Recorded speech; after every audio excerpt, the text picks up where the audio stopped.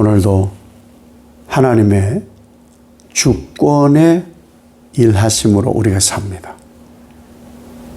그 축복이 끝까지 여러분에게 임하시도록 복주심을 믿는 한날 되시길 예수님 이름으로 축복합니다. 더러 부모님 댁에 가요. 부모님 댁에 가면은 음식을 준비해요. 점심 때 가면 점심을 준비하고 또 저녁 때가 되면 저녁을 준비하는데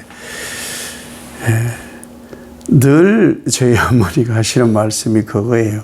우리 어머니 좋은 분이에요. 좋은 분. 근데 무슨 말씀을 하시느냐 하면은 이 싱크대가 있을 거 아니에요. 그러면 이제 각자 이제 여성들이 주방에서 일하는데 손에 익숙한 자리가 다 있어요. 조미료 넣는 자리가 있고 접시 넣는 자리, 큰 그릇 넣는 자리 뭐 등등 이게. 근데 그건 개인마다 다 달라요. 근데 며느리들이 1년 내내 따로 살다가 도로 이렇게 가면은 어디 있는지를 잘 모르죠. 그럼 어머니가 그래요. 어머니 참기름은 어디 있어요? 그게 어디 있다 그러면 금세 안 찾아집니다. 왜냐하면 생활이 다르거든요. 어머니는 어머니 눈에 익은 대로 평생 그 집에 사시면서 두시는 거고 또 뭐 저희 집사람이나 저희 가족들은 가족들대로 그 부엌 살림을 하거든요. 그건 자기 마음대로 하는 거예요. 마음대로. 그걸 가지고 이걸 왜 여기 뒀느냐고 이걸 왜 여기 뒀느냐고 그럴 사람이 없습니다. 이사를 해보면은 그런 말을 저는 다른 집은 모르는데 저희 집에서는 저희 집사람이 하는 얘기를 제가 들었어요. 이사를 하고 나면 그 부엌 정리해 주시는 분 있잖아요. 요즘 포장이 사니까. 그래서 여기저기 넣어요. 그분 눈썰미로 보고 뭐 여기저기 넣는데 근데 부엌 살림 정리하는데 며칠이 걸려요. 왜? 다른 데 다 집어넣어놨거든. 손에 익는 대로가 아니라 다른 데 막 섞어가지고 그거를 작게 얘기하면은 그 주권이에요. 부엌 살림 하는 사람 마음대로 이거 그런 거죠. 오늘도 이 바울이 하나님의 이 절대 주권에 대해서 말씀을 하시는 거예요. 그릇을 우리가 아내들이 준비를 해서 하는데 그걸 왜 거기 두냐고. 숟가락이 말할 수가 없어요. 접시가 이걸 왜 여기 두셨냐고 우리를 그렇게 하지 않아요. 그걸 오늘 토기장이 비유를 하면서 말씀을 하는 거예요. 토기장이신 하나님이 이 우리를 진흙 한 덩어리라 이렇게 말씀을 하셨어요. 그래서 귀히 쓰는 그릇도 만들기도 하고 천히 쓰는 그릇도 만들기도 한다. 누가 마음대로? 토기장이 마음대로. 토기장이 마음대로예요. 귀히 쓰면 귀히 쓰는 대로, 천히 쓰면 천히 쓰는 대로 토기장이가 필요에 의해 쓰는 거예요. 이것을 저는 저의 말로 바꿨잖아요. 엿쟁이 마음대로라고. 엿쟁이 마음대로. 개밥그릇을 갖다 줘도 툭 쳐서 한 덩어리 이만큼 주고 뭐 엄청나게 좋은 뭐 진짜 쇠 뭐 노 뭐 이런 거 갖다 줘도 툭 쳐서 주고 엿쟁이 마음대로예요. 그걸 뭐라 할 수가 없어요.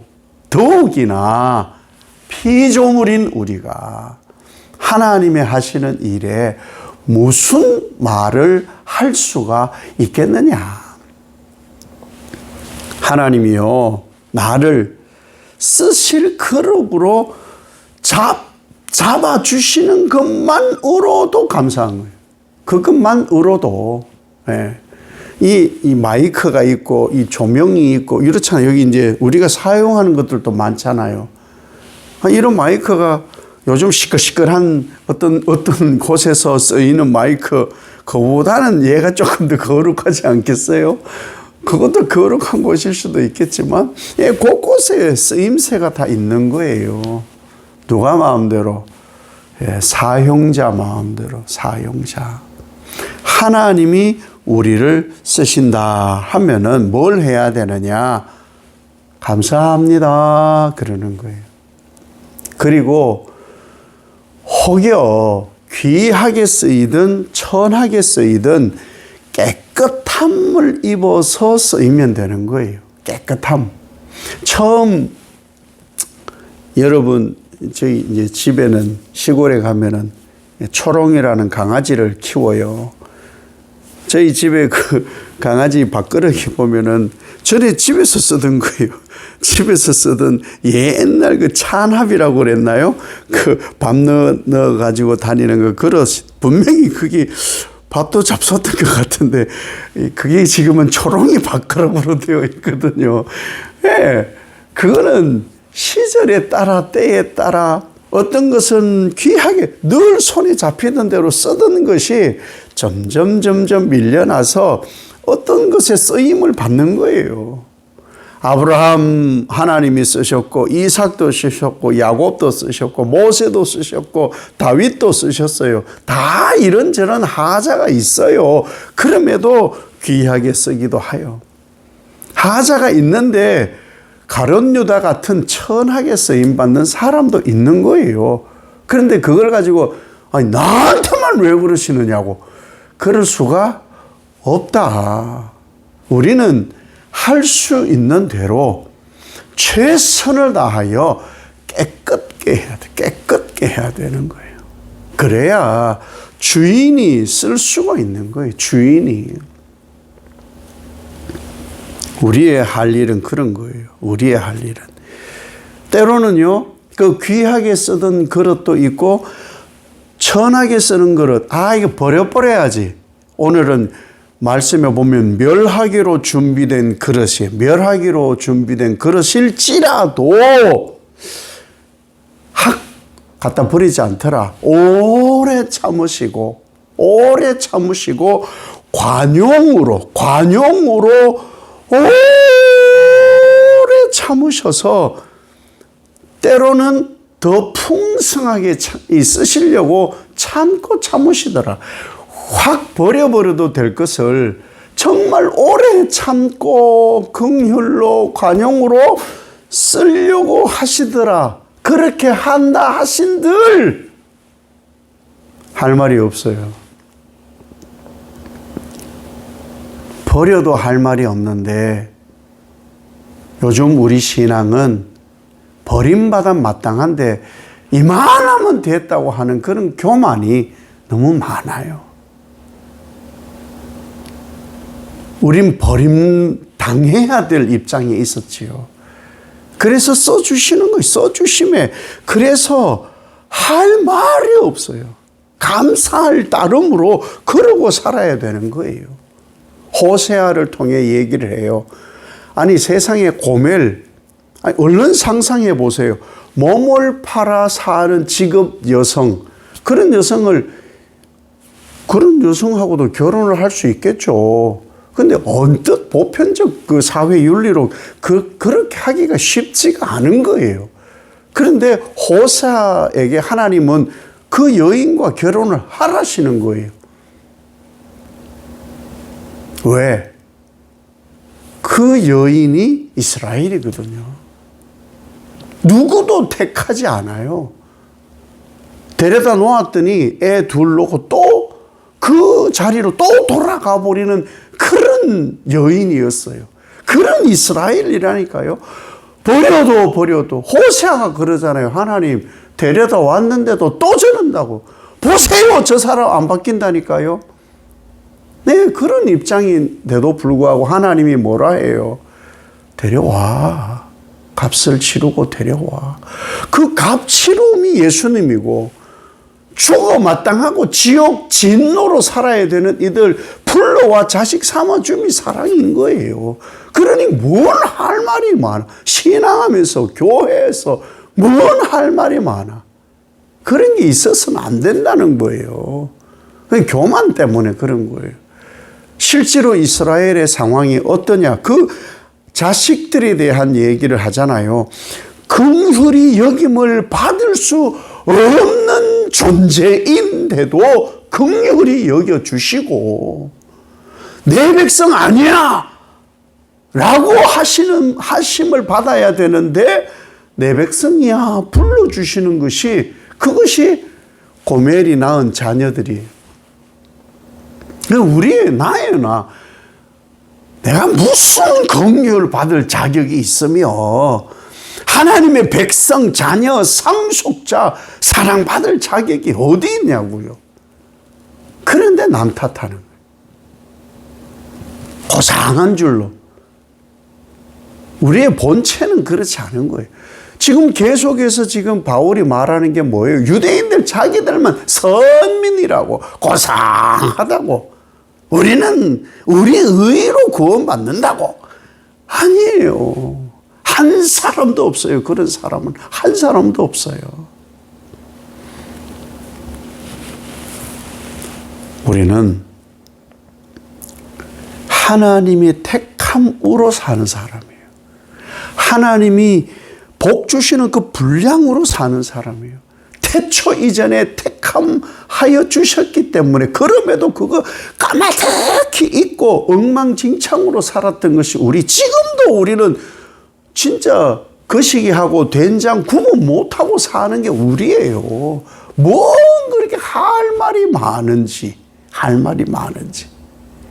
그거 버리라는 거예요. 지금 아브라함을 또 예로 들어요. 아브라함을 뭐라고 하시느냐. 아브라함에게 준 약속의 후손이 바다의 모래처럼 막 천지백가리로 그렇게 많은 후손을 준다 약속했는데 다 구원받는 건 아니래요. 오늘 말씀하잖아요. 남은 자만 구원 얻는다. 그거 하나님의 주권이에요. 아니, 아브라함의 후손이면은 한 사람도 빼놓지 않고 다 구원받게 하셔야 되는 거 아니에요? 아니라고 하시잖아요. 남은 자만. 그 약속을 이어감을 받는 자만. 그래서 아브라함을 통해 주신 약속의 아들은 이스마엘이 아니고 다른 후손이 아니고 이삭이에요. 에서와 야곱 중에서도 야곱이에요. 다르다고요. 하나님이 택한 백성은 달라요. 택한 사람만 구원 얻는 거예요. 우리가 살아가는데 불의함, 불법, 불순종이 얼마나 많아요. 그러나 나를 예수 그리스도의 보혈이 아니면 나는 살 수 없다. 계속하여 깨끗함을 입어야 그래야 사는 거예요. 불법, 불순종이 있다고 넙죽 무릎 꿇고 그렇게 빠졌다고 해가지고 빠지면 안 되는 거죠. 계속해서 깨끗하게 해야죠. 그것이 우리가 하나님 앞에서 나를 내어 보여야 할 우리의 자세인 거예요.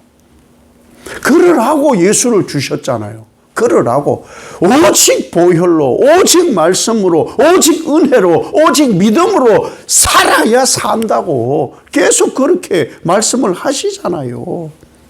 악에 물들지 말으라고. 전에 그런 말씀을 나누었더니 목사님 죄 짓지 않는 사람이 어디에 있어요? 죄에 물들지 않는 사람이 어디 있어요? 어떻게 말씀대로 살아요? 그분 판단대로 사는 거예요. 저는 할 말이 없더라고. 속으로 그냥 알아서 하시라고. 제 입장은 그런 거예요. 그럼에도 불구하고 죄에 물들만 안 돼요. 말씀을 다 지키지 못할지라도 말씀을 지키려고 해야 되고요. 악이 관영해도 물들지 않아야 돼요.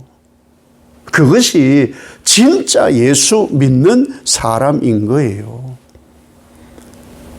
말세의 마지막 날에는요, 쭉정이와 알곡을 다 구분하는 날이 와요.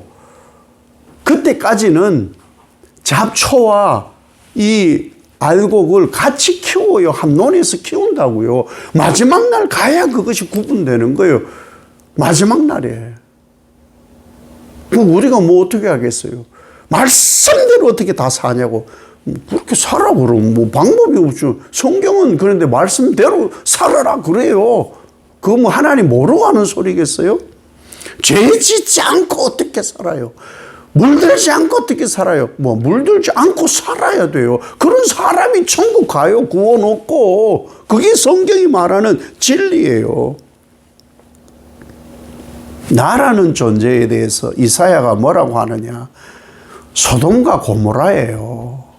소돔과 고모라에 살았던 사람들이 아이고 우리는 큰일 났어. 죄를 지어서 하나님이 우리를 멸망시키면 어떡하지? 회개하고 돌아온 사람이 열이 없었어요. 왜? 자기들이 보기에 옳은 대로 사니까. 내가 판단해서 이건 악이 아니니까.